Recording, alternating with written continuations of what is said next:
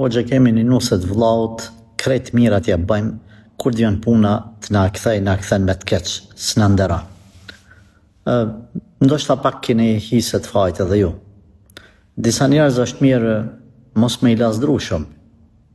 Nuk po tham ju me i bon zullum ose mos me nderu, po thjesht ka herë me i kallzu se jeni të pakënaqura, me bë veprime që i japin sinjale asaj që keni vrejtje ndaj saj është mirë, se shumë njerëz narcist mendojnë që veç ata kanë drejtë edhe hajtë se tjerë s'po bëjnë za, edhe kështu ju venë nën sundim me heshtjen e juj.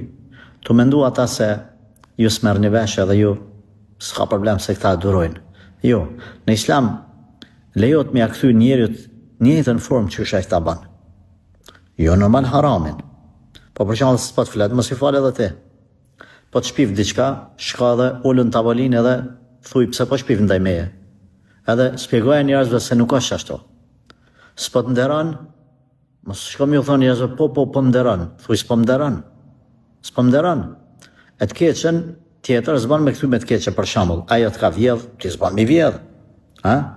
Ajo po shpif, ti s'ban me shpif, po ti mu që u edhe me s'qaru. Prandaj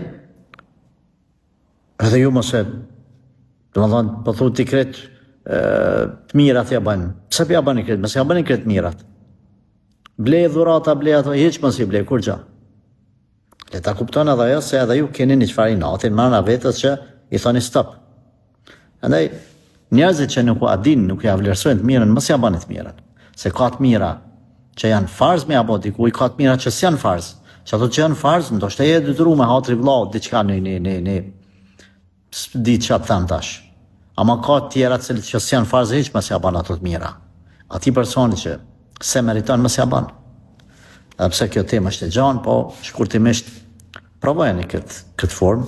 Ndoshta edhe pse nuk jam për me kriju për çamin e për familje, po ja që dikush ndryshe nuk merr vesh përveç kësaj forme.